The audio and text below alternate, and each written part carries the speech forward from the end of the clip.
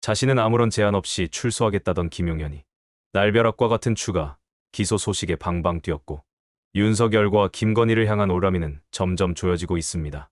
보석으로 출소하지 않겠다 큰 소리치던 김용현은 조은석 특검의 전격적인 추가 기소와 영장 청구에 기절할 만큼 놀랬나 봅니다.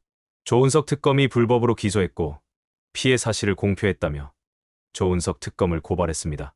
윤석열은 경찰의 출석 요구를 거절하며 제3의 장소나 서면 조사에는 응할 수 있다 밝혔고 김건희는 앞으로 계속 병이 깊어질 거라면서 입원을 이어갈 생각임을 밝혔습니다.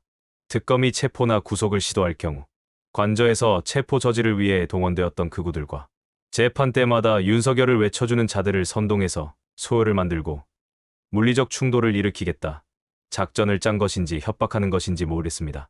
분명한 것은 윤석열이나 김건희 입장에서 이래 주거나 저래 주거나 자신의 처지를 다르게 보지 않는다는 것입니다.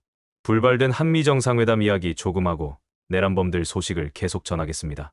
한미정상회담을 앞두고 궁금TV의 가장 큰 관심사는 대통령 권한대행으로서 한덕수가 트럼프에게 어떤 것을 어느 정도까지 약속했을까였습니다. 트럼프가 한덕수의 약속을 들먹이면서 압박하면 이재명 대통령이 뭐라고 대응할까가 궁금TV에게는 관심의 대상이었습니다. 트럼프는 사실 공격할 수 없어야 정상입니다. 트럼프는 한국 대선에 직접적으로 관여하는 발언을 했고 한덕수가 통화 내용을 공개했지만 부정하지도 않았습니다. 자신의 발언을 선거에 이용해도 좋다는 의지를 보인 것입니다.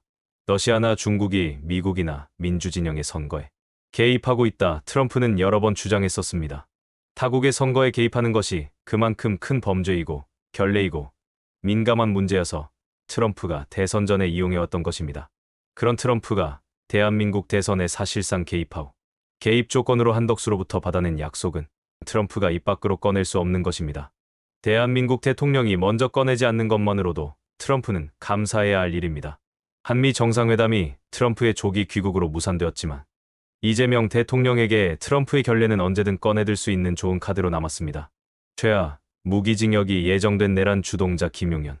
지기현 판사는 당연하다는 듯이 김용현 보석 석방을 명령했고 검찰은 나몰라라 하는 상황도 황당한데 김용현이 보석 석방이 아니라 자신은 조건 없는 석방일 때 알아서 나가겠다며 버티는 상황에서 답답한 국민에게 단비 같은 소식이 전해졌습니다.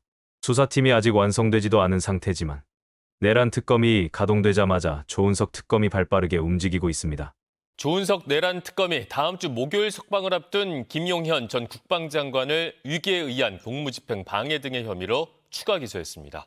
법원에서 영장이 발부되면 김 전 장관은 계속해서 구속 상태로 재판을 받게 됩니다. 김용현 석방을 막고 구속 상태를 이어가려면 조건이 하나 충족되어야 합니다. 특검이 청구한 영장을 법원에서 발부해 주어야 합니다. 법원은 내란 사범들에 대해서 구속을 연장할 의지가 없습니다. 최소한 지기현 재판부와 조희대 대법원장은 그렇습니다. 윤석열이 풀려났고 김용현을 보석 석방시키려 했고 다른 내란 사범들도 모두 풀어주려 계획하고 있습니다. 그래서 김용현이 당당하게 부하들보다 먼저 나가지 않겠다 말하는 것입니다. 내란 주동자 김용현이 자신의 석방 시기를 스스로 결정한다고 합니다. 구속적부심 심사가 먼저일지 김용현 석방이 먼저일지 법원의 판단에 달려있고 구속적부심 심사가 석방보다 늦거나 특검이 신청한 영장을 법원이 기각하면 김용현은 1심 판결 때까지 자유의 몸이 되어 2주에 한 번씩만 재판정에 출석하면 됩니다. 김용현에게 구속영장이 발부될까요? 특검이 가동된 후에도 국민 속이 썩어 들어갈지 법원의 의지에 달려 있습니다.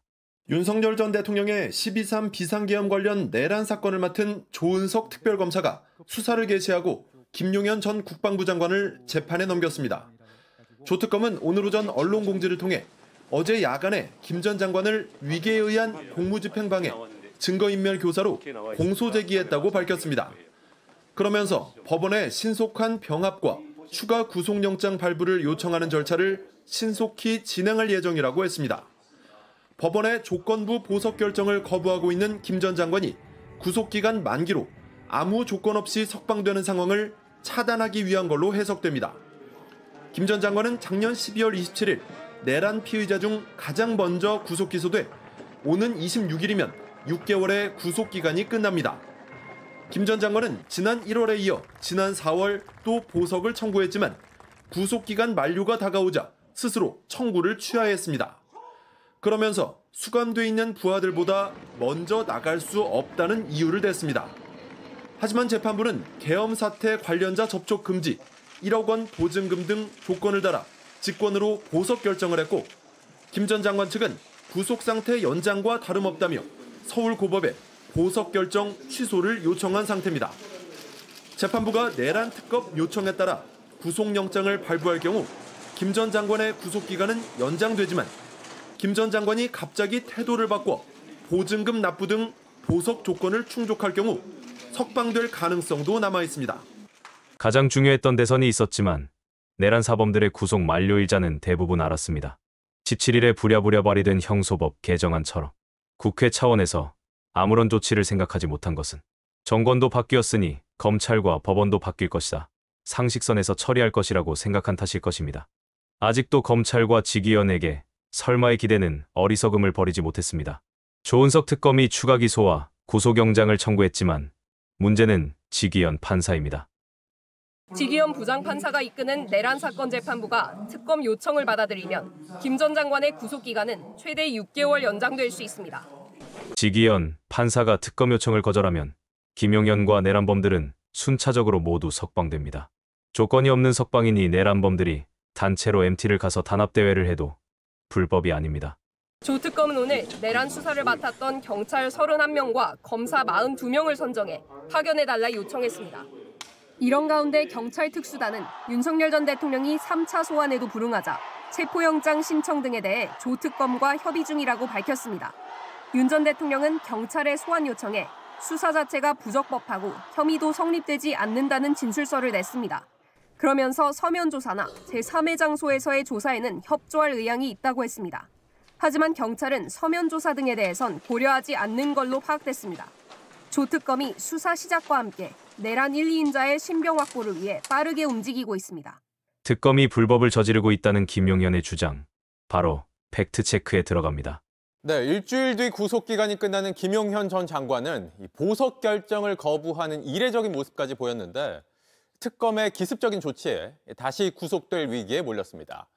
그러자 김 전 장관 측은 특검이 특검법을 어겼다, 불법 기소다 이렇게 주장하고 있습니다. 바로 팩트체크 해보겠습니다. 특검이 특검법을 어겼다는 게 무슨 얘기입니까? 네, 김 전 장관 측이 낸 입장문입니다.